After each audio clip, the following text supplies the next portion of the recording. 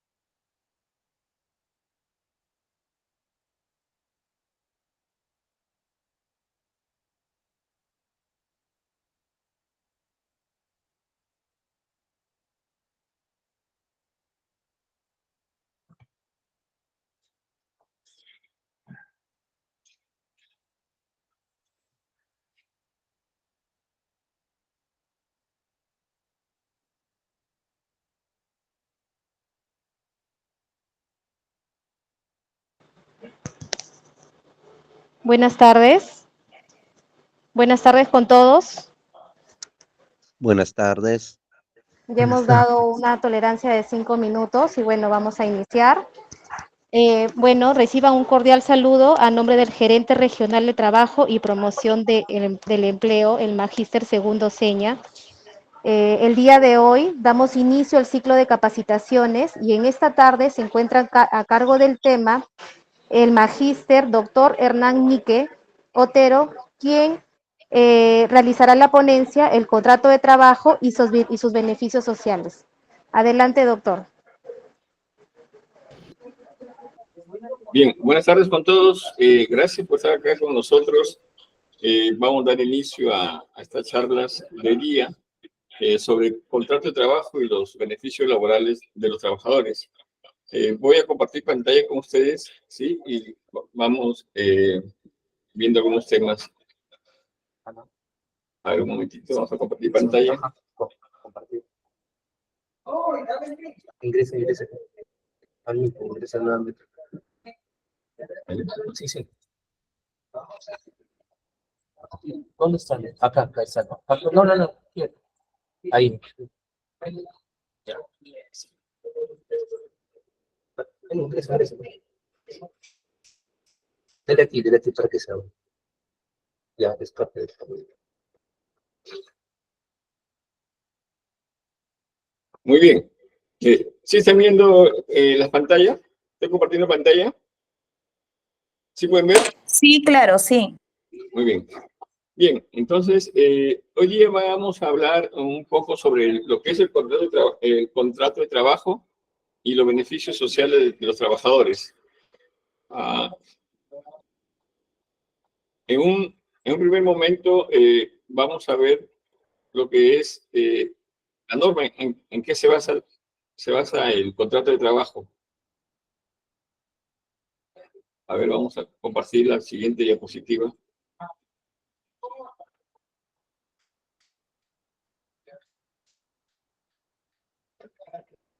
Un momento.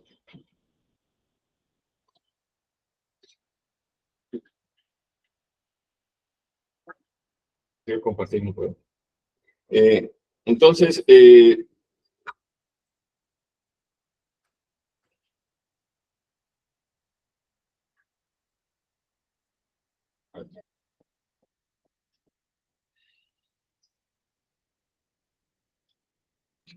contrato de trabajo está basado en el Decreto Supremo 003-97-TR, que es el texto único ordenado del Decreto Legislativo 728, ¿verdad? Entonces, en un primer momento se dio esta norma, el 728, que es muy conocido por todos los trabajadores del régimen laboral de la actividad privada, y luego esta norma, como hubo unas modificatorias, ya se ordenó en el texto único ordenado, valga la redundancia, el Decreto Supremo 003-97-TR.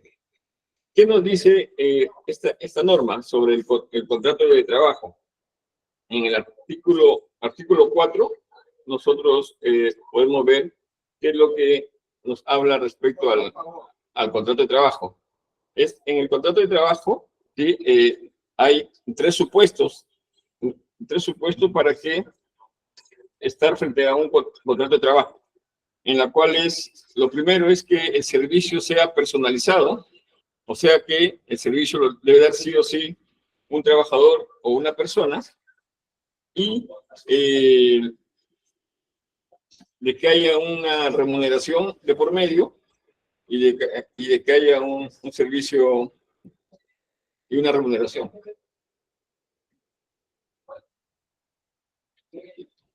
Y que vaya una remuneración.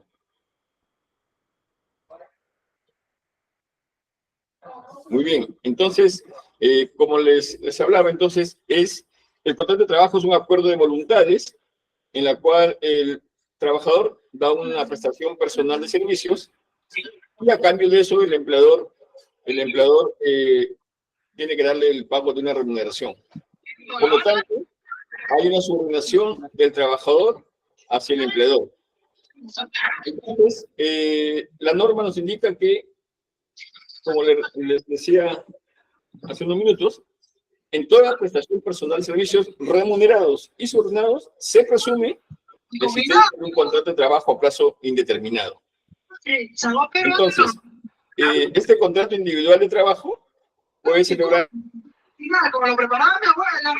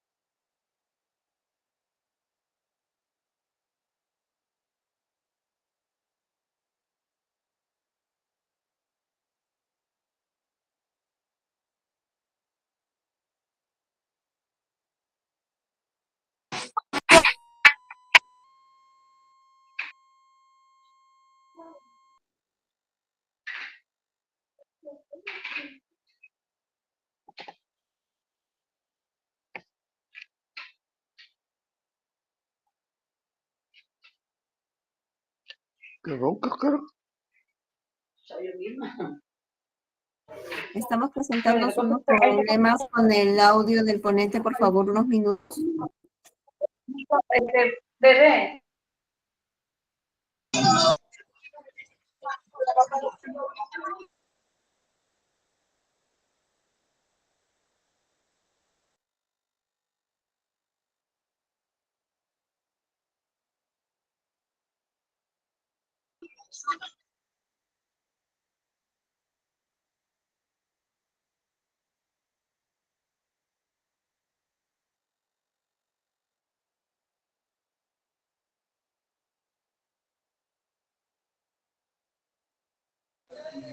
Por favor, un minuto.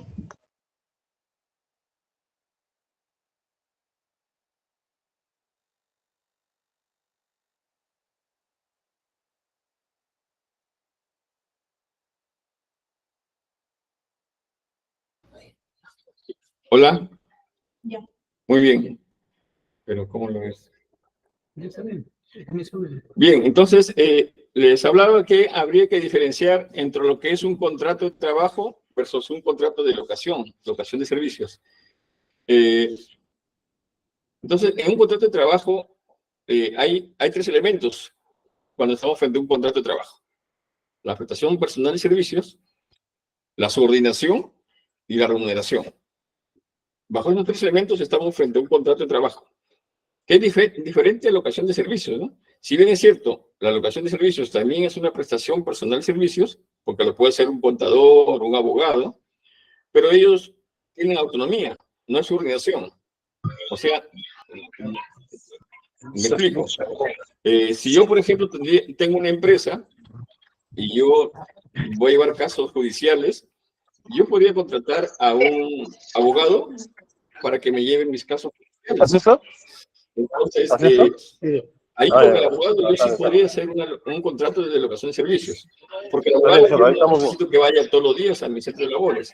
Yo podría tal vez sentarme con él un día, 2 horas, 3 horas, y le explico cuáles son los casos que tengo pendientes ante el Poder Judicial, de Fiscalía, y él ya hace su trabajo. Él es autónomo. Por lo tanto, ahí sí opera. El audio no se escucha, vos. Por favor, lo que pasa es que hay interferencia con algunos micros, y así creo que, por favor, apaguen sus micros para poder seguir la ponencia. Bien, entonces, el abogado, entonces, él sí podría dar un recibo por honorarios, que es distinto a que una secretaria tiene que tener un contrato de trabajo. A una secretaria nosotros no le podemos hacer un contrato de locación de servicios, porque la secretaria va a hacer su servicio personalizado, va a tener su organización, va a tener un horario establecido, va a recibir órdenes de un jefe inmediato y va a tener una remuneración. Entonces, hay que distinguir entre lo que es contrato de trabajo y locación de servicios.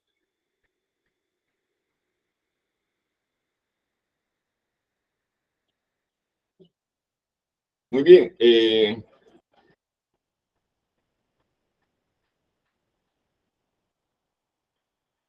Algo importante también que hay que ver acá es que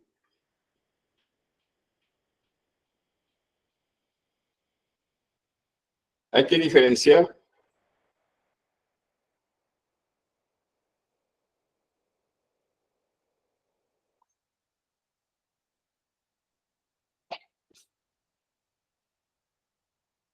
quiero pasar la red, no puedo. No.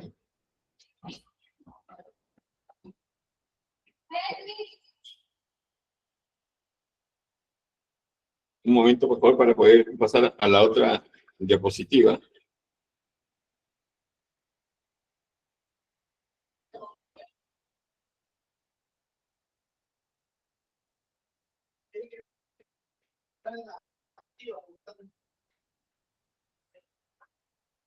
Si me lo sale, pues.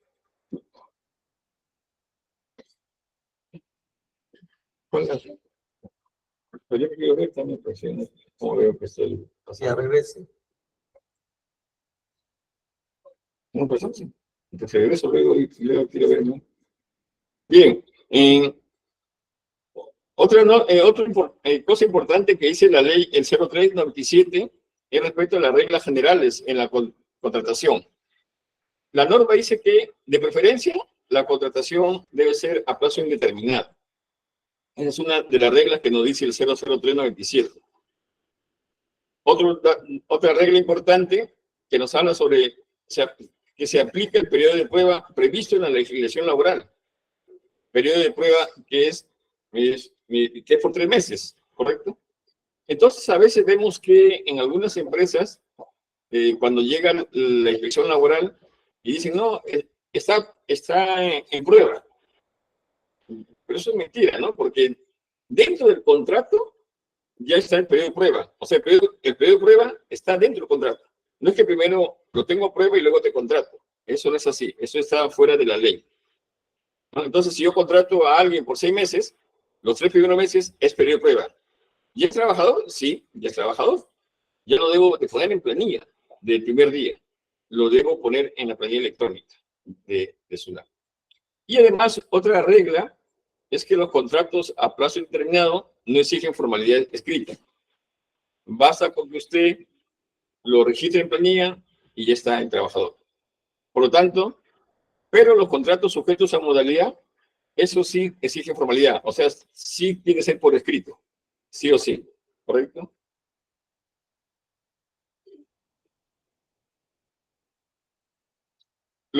Los elementos esenciales del contrato de trabajo.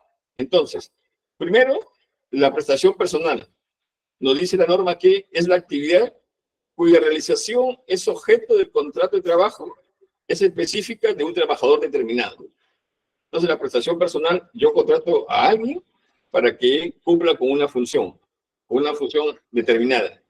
Si yo lo contrato para que un trabajador sea cajero, su función será esa, de cajero. Yo no puedo darle otra función, porque para eso lo estoy contratando, para una función determinada. El otro elemento esencial del contrato de trabajo es la remuneración.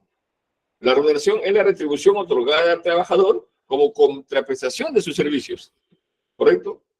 Es el pago al trabajador por la puesta a disposición de su actividad, por el tiempo que él va a darle. Y esta remuneración puede ser en dinero o en especie. Además, la remuneración es de libre disposición. Y eso consta en el contrato. En el contrato se va a indicar cuánto es la remuneración del trabajador. Además, otro elemento importante del contrato de trabajo es la subordinación. Entonces, por la subordinación, el trabajador presta sus servicios bajo dirección de su empleador. El empleador tiene facultades para normar reglamentariamente las labores, dictar las órdenes necesarias para la ejecución de las mismas y sancionar disciplinariamente. Pero cuando se sancione, dice la norma, dentro de los límites de razonabilidad. Cualquier infracción o incumplimiento de las obligaciones a cargo del trabajador. Entonces, bajo la subordinación, el trabajador pues está bajo el mando del empleador las 8 horas que es la jornada ordinaria de trabajo, y bajo esas 8 horas el empleador puede dar órdenes, puede dar normas, ¿no?, en que se deban cumplir, ¿verdad? Y si que hay que sancionar, sí, hay que sancionar, pero dice dentro de los límites de razonabilidad. Por ejemplo, si yo llego tarde 5 minutos al trabajo, bueno, el empleador me descontará, ¿no?, por llegar tarde los minutos de mi remuneración. Pero no podría, pues, por llegar 5 minutos tarde me vas a suspender 1 o 2 días. ¿Eso es razonable? No. Eso no es razonable. Entonces dice dentro de los límites de la razonabilidad. Entonces, si bien es cierto, el empleador tiene en ese tiempo la dirección del trabajador y puede dictar sanciones también, pero debe ser, dice, dentro de los límites de la razonabilidad. Por lo tanto, en un contrato de trabajo se produce una doble situación. Sujeción del lado del trabajador, porque va a estar a cargo del empleador durante 8 horas, y dirección por parte del empleador, que puede ejecutar órdenes y dictar reglas. Algo importante que se aplica en el derecho laboral y más que todo en la fiscalización es el principio de primacía de la realidad. En este principio de primacía de la realidad dice que en caso de discordancia entre los hechos y lo que surge de los documentos, se otorga preferencia a lo que sucede en el terreno de los hechos. Si volvemos al ejemplo de la secretaria, llega el inspector de trabajo y el empleador ya le muestra un contrato de trabajo, un contrato de locación de servicios de la señorita que es secretaria. Entonces, el inspector va a verificar, para él los hechos valen más que los documentos. Por lo tanto, esa secretaria, ese contrato no es válido, porque la secretaria presta servicios personalizados, hay subordinación y recibe una remuneración. Estamos ante los tres elementos de un contrato de trabajo. Por lo tanto, el inspector le indicará que tiene que registrarla en la planilla como trabajadora a plazo indeterminado. Y ese contrato no es válido. Entonces, los hechos valen más que los documentos. Eso cuando se aplica el principio de primacía de la realidad. También tenemos dentro del 003-97-TR la modalidad de contratación laboral. Esta norma indica que los contratos deben ser por tiempo indeterminado, que esa es la regla, y la excepción es que sean sujetos a modalidad, ¿verdad? Pero en la realidad vemos lo contrario, ¿no? Para los empleadores, la mayoría piensan que el contrato, la regla es sujetos a modalidad y la excepción es indeterminado. Y también podemos encontrar el contrato a tiempo parcial, que también lo indica la norma. Entonces, en la contratación a tiempo indeterminado, vemos que es la regla en la contratación laboral. Se presume que estamos frente a un contrato de trabajo cuando hay la prestación personal, cuando hay subordinación y cuando hay una remuneración. Se presume que estamos frente a un contrato de trabajo. Por lo tanto, el contratar a tiempo indeterminado, no existe límite temporal, pues basta con que se lo ponga en planilla y no hay un límite. No exige formalidad alguna y dice que este contrato se formaliza con la incorporación del trabajador en la planilla electrónica. Ahí está formalizado el contrato a plazo indeterminado.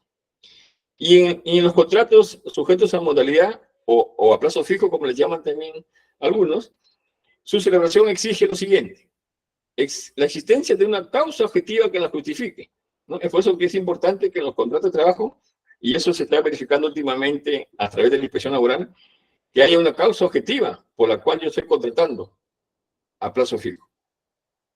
Además, están sujetos a un plazo o a una condición resolutoria, ¿no? En este caso, los contratos sujetos a modalidad tienen fecha de inicio y fecha de término.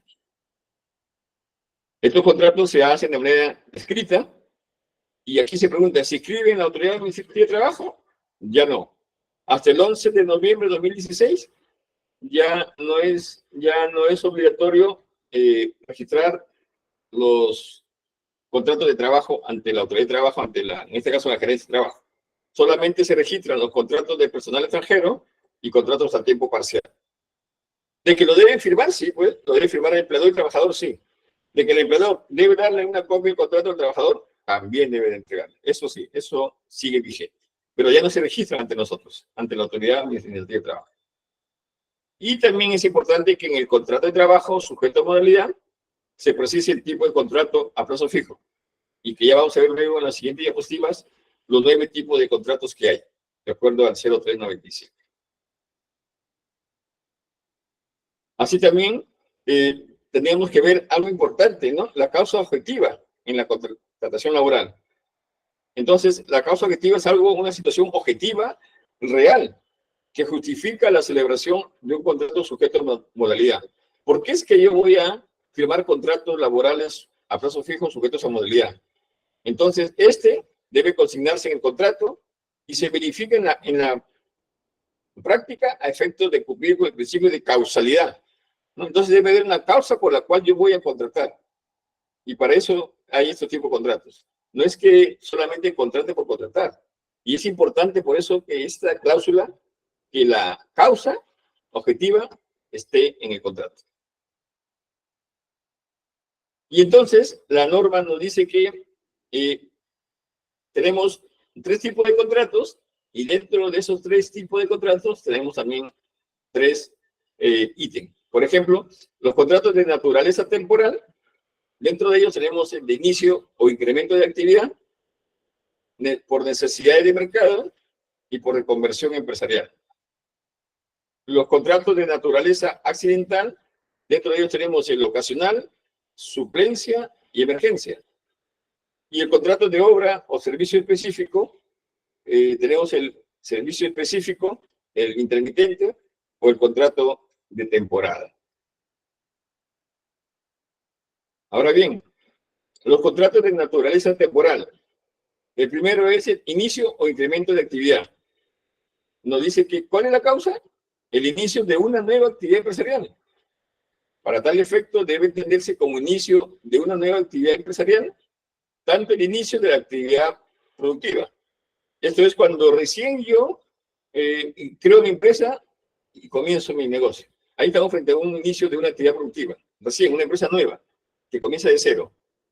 O también dice la posterior instalación o apertura de nuevos establecimientos o mercados, así como el inicio de nuevas actividades o el incremento de las ya existentes dentro de la misma empresa.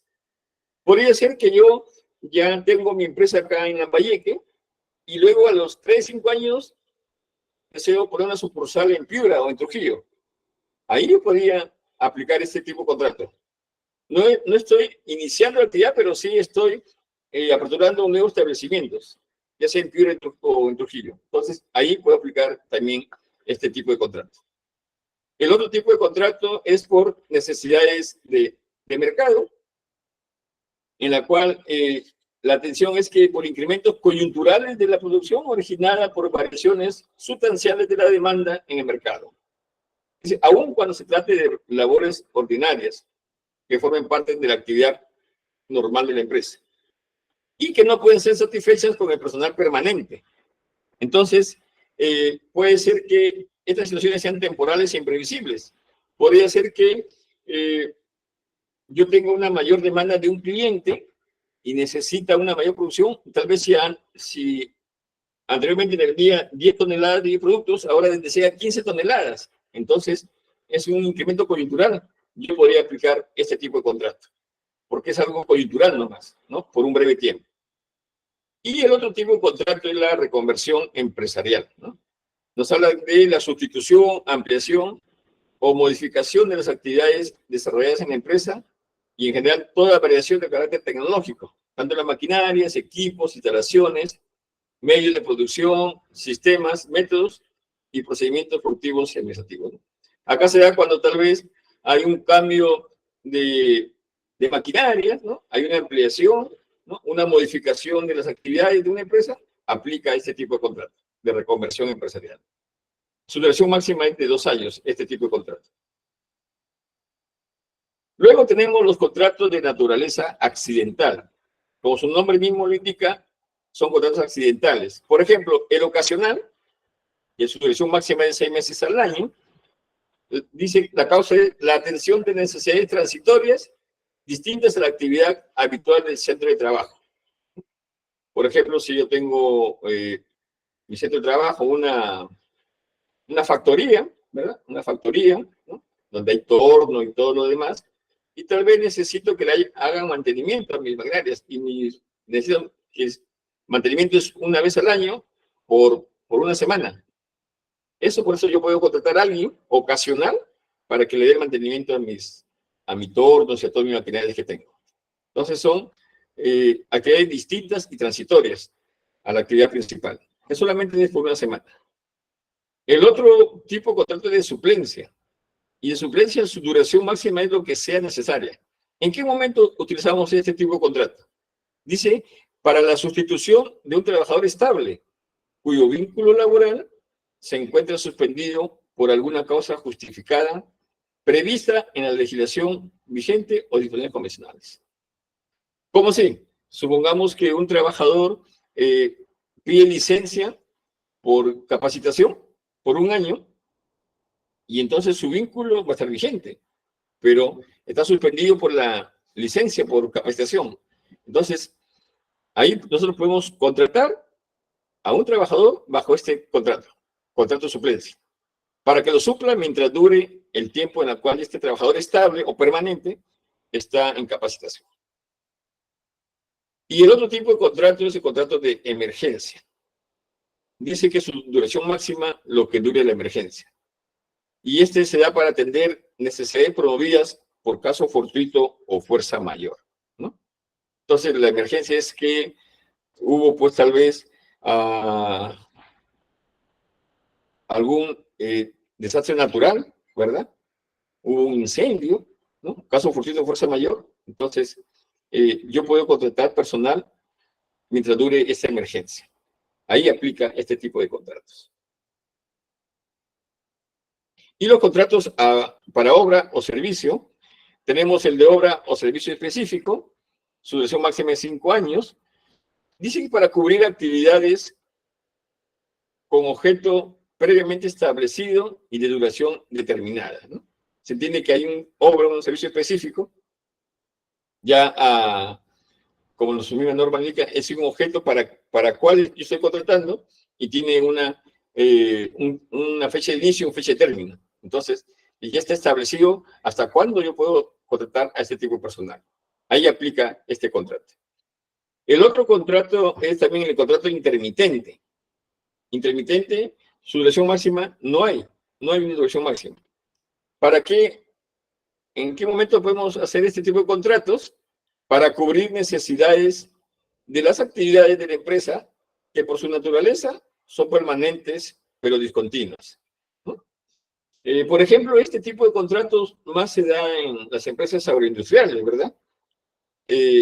¿Sus labores son permanentes? Sí, pero en algún momento del año hay corte, ¿no? Un corte de un mes o de 2 semanas por campaña y luego nuevamente vuelven, ¿verdad? Y vuelven a contratar al mismo personal inclusive, ¿no? Hacen contrato por un año, pero de manera intermitente. De tal manera que sí son labores permanentes, pero discontinuas. Porque en la agroindustria es así, sus labores. Y el otro tipo de contrato es el de temporada, ¿verdad? El de temporada, su duración máxima depende de la duración de la temporada. ¿Para qué sirve? Para atender necesidades propias del giro de la empresa o establecimiento, que se cumplen solo en determinadas épocas del año y que están sujetas a repetirse en periodos equivalentes en cada ciclo en función de la naturaleza de la actividad productiva. Entonces, este tipo de contratos se puede aplicar, por ejemplo, para fiestas patrias, para fiestas navideñas, para campaña escolar, para el Día de la Madre. Ahí aplica este tipo de contratos de temporada. Dice, la duración depende de la duración de la temporada. ¿Correcto? Y algo importante es que tenemos que ver cuáles son las principales causas de desnaturalización de los contratos. ¿Cómo se desnaturaliza un contrato? ¿No? Uno es que el trabajador continúa laborando después de la fecha del vencimiento del contrato y o el máximo legal permitido, ¿no? Se entiende que el máximo legal permitido son 5 años, ¿correcto? Después de 5 años ya no es necesario que el trabajador firme contratos. Ya se vuelve indeterminado, ¿correcto? O tal vez contraté por un año y al año y sigue trabajando el trabajador, se desnaturalizó el contrato, ¿correcto? 2, el trabajador continúa laborando luego de concluir una obra, materia y contrato sin haber operado la renovación, ¿no?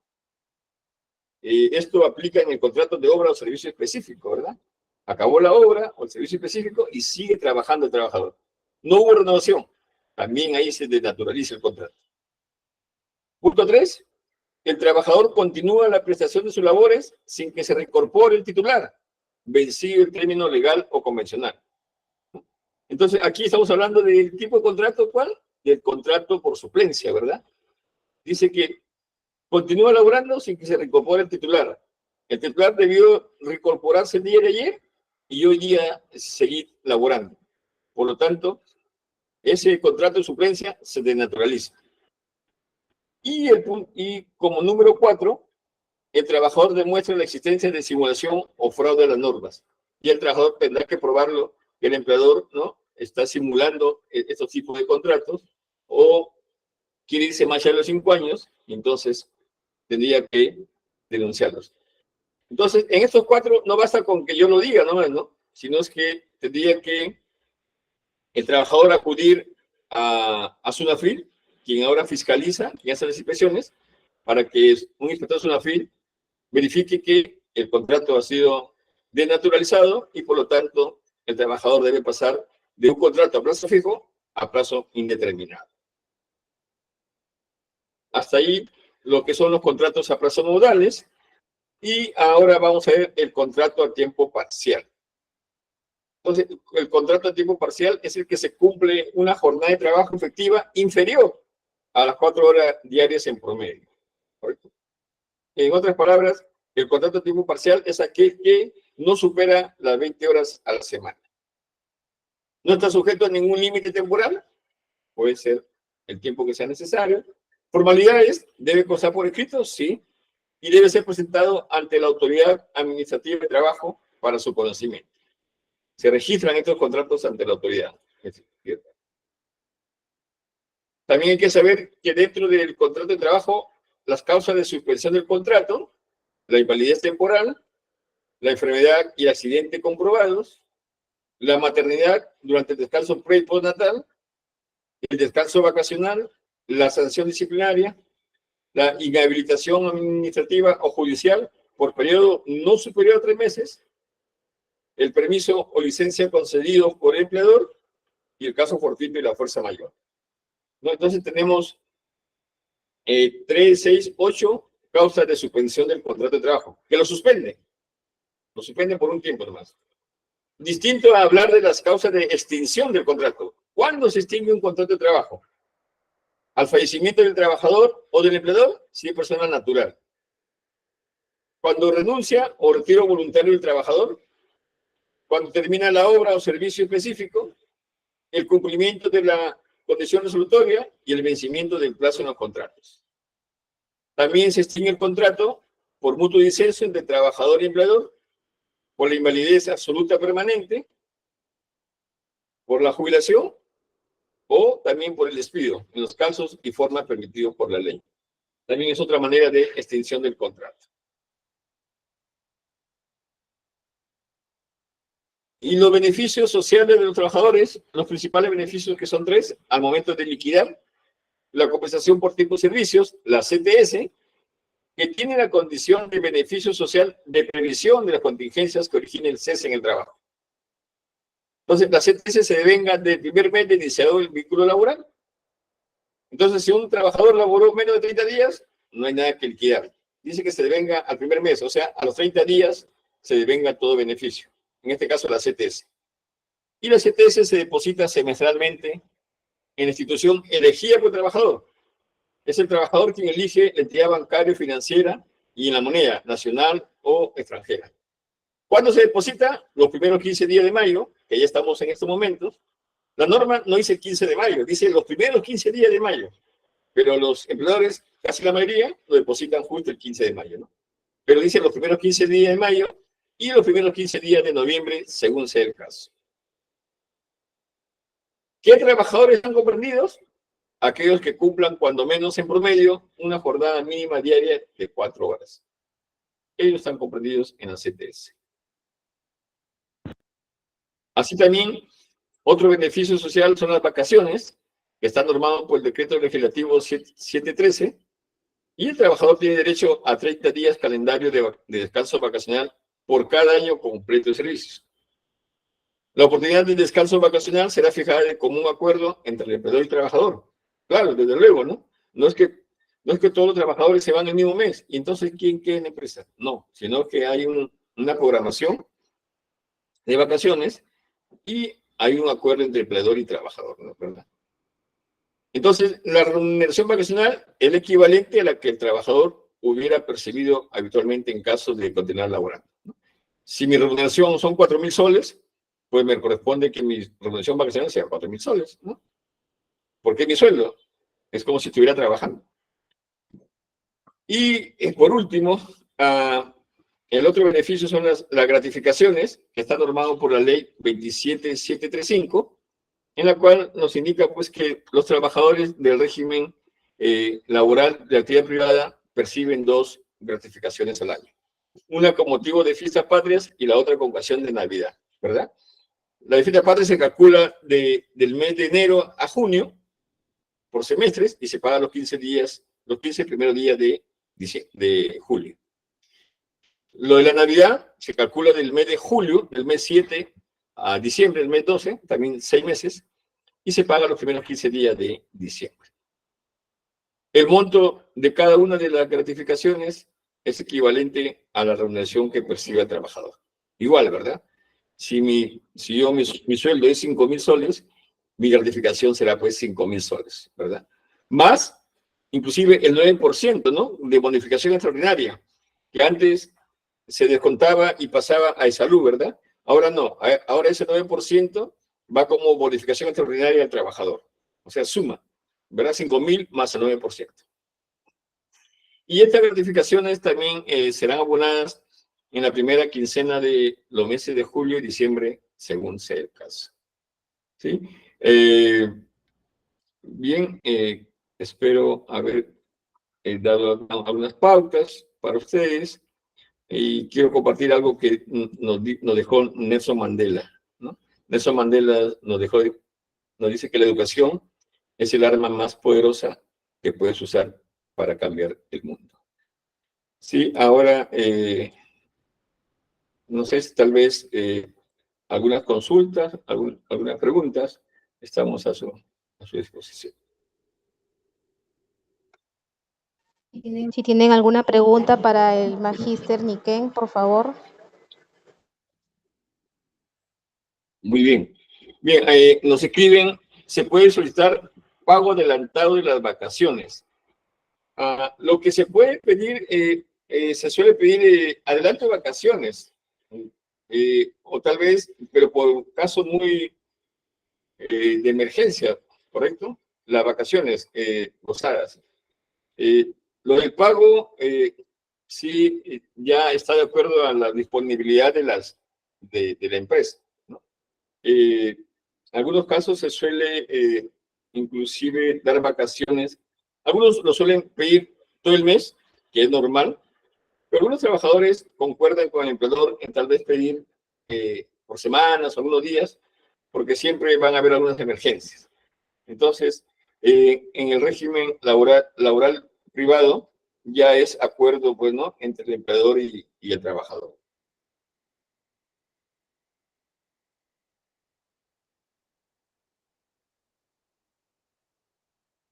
Igual, lo mismo sobre adelantos de gratificaciones, ¿no? La norma dice que se paga cada 6 meses, en los primeros 15 días de julio y los primeros 15 días de diciembre. Entonces, la norma no indica que hayan adelantos, ¿no? Adelantos de pago, de gratificación. Algunas empresas lo van pagando mes a mes, pero la norma indica que es semestral el pago, tanto en julio como en diciembre, ¿no?